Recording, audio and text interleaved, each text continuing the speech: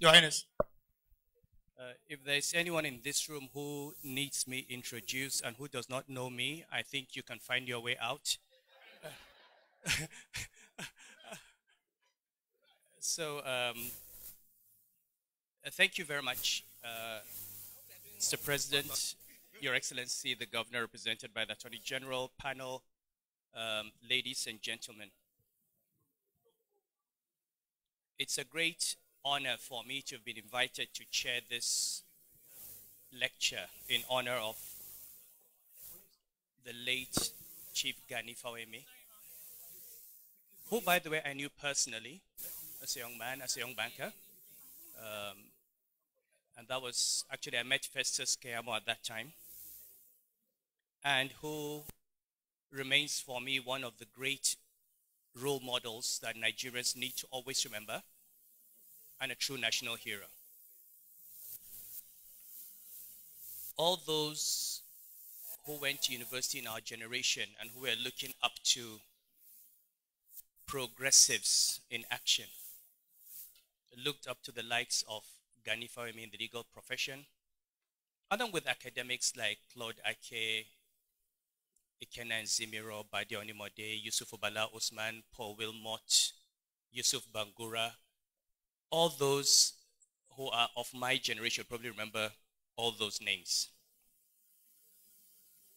And I think one of the saddest commentaries about Nigeria today is try and count how many people you'd find that fit into that in the public intellectual scene. It tells you how far we have sunk. I mean, there was time when you had a whole galaxy of them. So I'll make a few personal remarks before I say what I will say on the topic of today. Let me start with law and structural adjustment. It's interesting from a personal experience. You know, I heard Dr. Afolabi speak about subsidy of Dr. Popola, how subsidy on food was removed in 1986. Actually, the removal started in 1977. And that was when we had the Ali Must Go riots as undergraduates. Now, why is that important? In 1977, I was a member of the Student Representative Assembly at ABU, and one of the leaders of the Ali Must Go riots in Zaria, in which some of our colleagues were shot dead. And this was my first year in the university.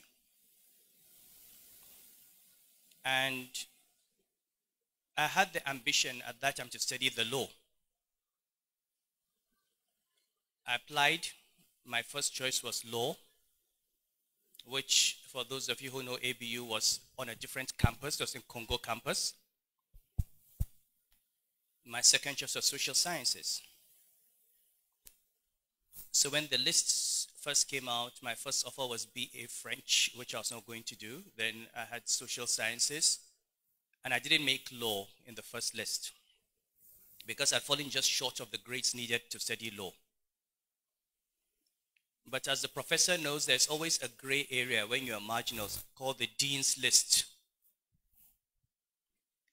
So I got introduced to the dean of the Faculty of Law, then a gentleman called Baba Shani. And I went to him and made a very strong case for why I should be admitted into the law faculty. And he said, okay. Then he sat me down,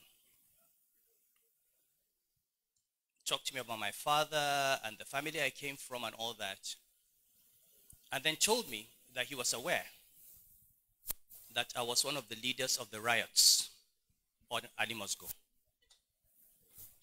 And he was warning me that in the Faculty of Law and Congo campus, they had no room for irresponsible radicals like me. And if he gave me admission, and I brought any of those radical ideas from the main campus to Congo, I would be expelled. So since I planned to participate in every demonstration in the university and every riot that was about to happen, I decided the safest thing for me was to remain on main campus, where people like Bala Usman and Yusuf Bangura would be happy to see us come out on demonstration rather than go to the Faculty of Law. But the interesting thing is, so I grew up thinking law was this very conservative profession of conservative people who were always pro-establishment. So people like Gani Fawehinmi were an eye-opener and told us that the law is actually a discipline that can be used to radically transform society. It's about what you choose to do with it. And the question that's been asked today is, why don't we have more Gani Fawehinmis among all of you lawyers?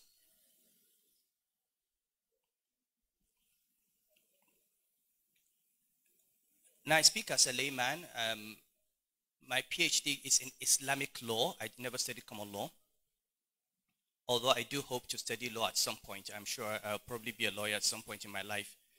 But you know, a few things have been said today that we need to remember beyond SAP. The first is the importance of virtue and values. And again, we all remember Gani Fawehinmi famously said, I have a suitcase packed for prison. He actually had a bag that was ready. Every time they knocked on the door, he would carry his bag ready to go into detention. Ready. And the way you can explain this is when you begin to read, if you go back to, say, Stoic philosophy, and they talk about virtuous people, and they're saying those people are happy even when being tortured, and you're wondering, how can anyone be happy when being tortured? The reality is, for Gani, being tortured or being imprisoned because he stood for what was right, being tortured by tyrants and oppressors was a source of happiness and joy. And this is what happens when people focus on what they can control. Their values, their emotions, their integrity, their dignity. That is what is most important to them. Not these wigs and gowns and bank accounts and turbans. Not. You take a position, you lose it. You have money, you lose it. You have a life, you lose it. You have a child, he dies. Your parents die. Your spouses die. These things all go. You need to have more and more people who understand that in this country we're holding on so much. We've defined our happiness so much in terms of that which we do not control. And in doing that, we have let our country go to blazes. Nobody wants to stand up anymore and speak for the truth. Nobody wants to lose his position. Nobody wants to lose money. Nobody wants to take any risks. And frankly, in this room, there are many who are part of that process of destroying the country. So it's time, I think, for the legal profession as a whole to start focusing on the ethics and values of the profession, not just the technical knowledge of the law. And Gani Fawehinmi was probably not the most brilliant lawyer. He was probably not the most educated lawyer or the most widely read lawyer. But he was clearly and by far the lawyer with the highest level of integrity and the moral conscience of the country.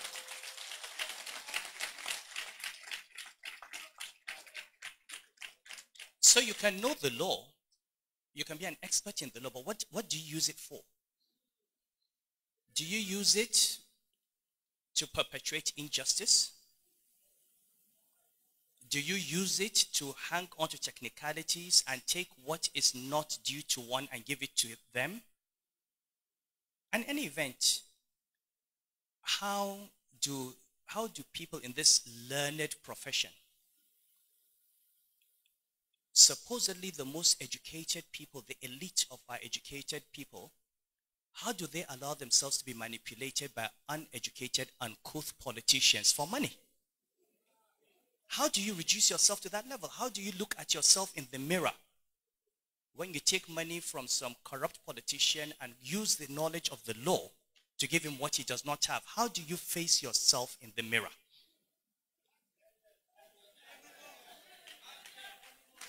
So let us try and find happiness in becoming more like Gani Fawehinmi. Let us try and focus on virtue. Let us try and focus on what we are. You can have a lot of money. You can have a position. You can have a lot of knowledge. At the end of the day, it is who you are inside that decides what you become. So, if we all do that, I think we are on the path to bringing our country back from the brink.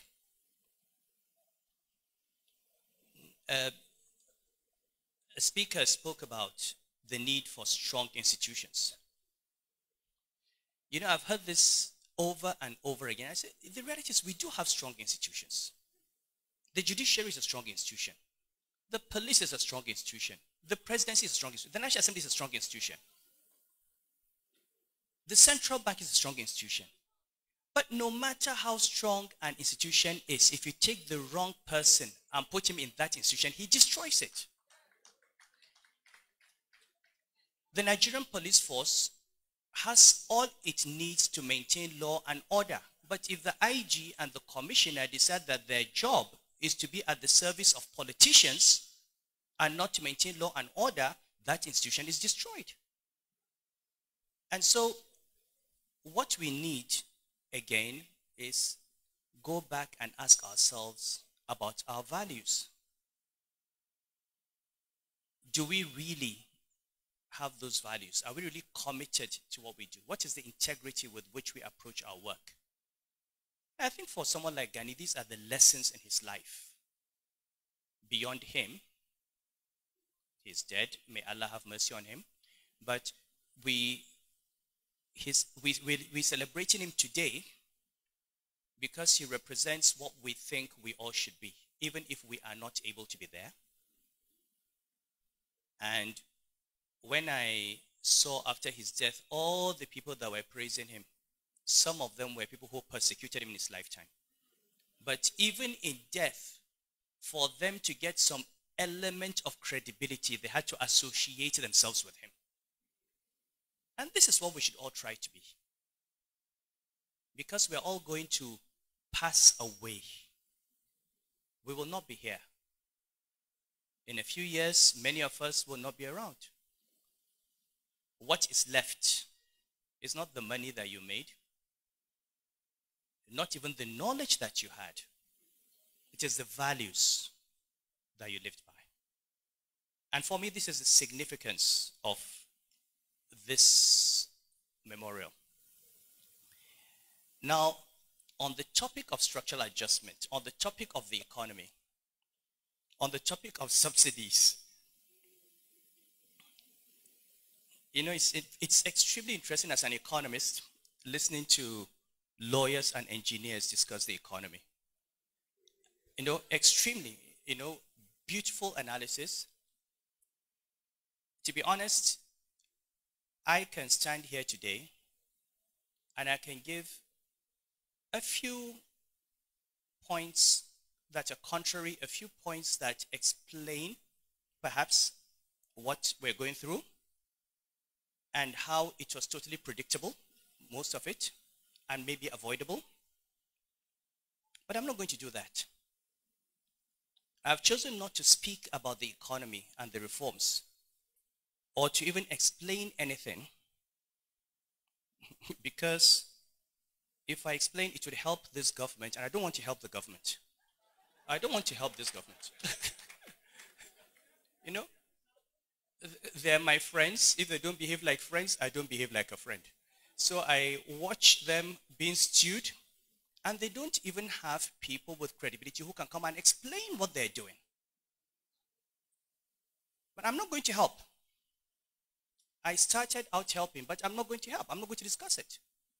Let them come and explain to Nigerians why the policies that are being pursued are being pursued. And meanwhile, I'm watching a very nice movie with popcorn in my hands. I'm watching them stew. But I will say one thing. What we are going through today is at least in part, not totally, at least in part, a necessary consequence of decades of irresponsible economic management.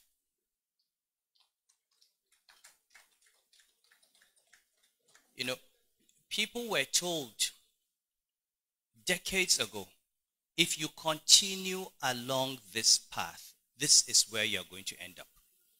If you continue, this is where you're going to end up. And they refuse to listen. Now, is everything being done today correct? No. But like I said, when I'm ready to talk about the economy, I probably will. For now, I'm here to honor Chief Gani Fawehinmi. I'm here to remind us all about what he stood for, to ask us, to appeal to us, to plead with us, to go back, like I said recently, to that distinction between who we are and what we are. Who you are those things that Gani was. They're about your values, what you can control, what you are. You're a northerner, you're a southerner, you are rich, you are poor, you are a president, you are an emir. It's what you are. You have two lawyers. One is an honest lawyer with integrity, the other is a thief. Whether that is who he is. You have two governors or two senators or two emirs. At the end of the day, if you're a thief, you're a thief. Whether you're Yoruba or Igbo or Hausa or Muslim or Christian or a lawyer, a thief is a thief. That is who you are. If you're an honest person, if you have integrity, if you have courage, if you have self-discipline, it doesn't matter whether you have money or don't have money, whether you have a position or don't have a position, that is who you are. Can we please go back as a country to asking ourselves that question, who am I truly? You look at your own life. You've gone through many stages of what. I was a student. I was a banker. I was governor of Central Bank. I was an emir. I was a dethroned emir. I'm an emir. That is all what I am. That's all what I am. But I take pride that all the friends who knew me 50 years ago will say I am the same person that they knew 50 years ago. And that is who I am. You may not like it, but that's who I am. Can we please begin to ask ourselves and stop taking pride in these ephemeral, fake things that we have? People get into power, they clothe themselves in power given to them by the Constitution and the law, and they think it belongs to them. People struggle to get into office, and they have no idea what to do with it. You go to office and you make money. Why do you want to go into politics to make money? Go into business. Look at Aliko Dangote. He's not a governor. He has money. Go and be an Aliko Dangote. Why do you want to be a governor or a minister to make money? If you want money, go and be a businessman. You go into government to serve the people. If you do not want to serve the people, don't go into government. Simple. But the way we've degraded public office and the way civil society, if we go back to Antonio Gramsci, the way civil society has allowed itself to be incorporated into the processes and programs of political society is what has destroyed this nation. Who is there to hold political society to account? Where is the Nigeria Bar Association? Where is the Nigeria Labour Congress? NLC, where are the Hassan Sumonus of today? Where are the journalists? Where are the academics? Where are the public intellectuals? Everybody has gone into political society. Everybody, if you're not in there, you're looking for a contract, or you're looking for an appointment, or you're looking for some favor, and therefore you cannot face political society and hold political society to account. And this is exactly what Antonio Gramsci talked about when he analyzed the hegemonic state. And this is what we're becoming. So I'm speaking at an MBA conference because you are a critical part of civil society. You are the ones who stand up for human rights. You are the ones who stand up for the rule of law. I thank my brother Femi Falana. When we had this funny judgment by the Federal High Court, he came out and spoke about it. I'm not a lawyer, but even as a non-lawyer, I know Federal High Court has no jurisdiction on chieftaincy matters. So I can't believe that the lawyers who took the case didn't know. I can't believe that the judge who ruled didn't know. They all knew.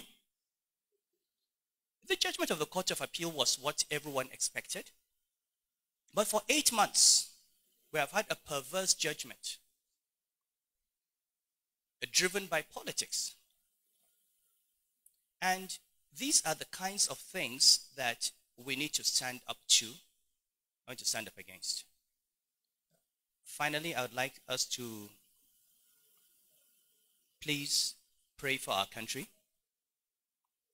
because we do need a prayer.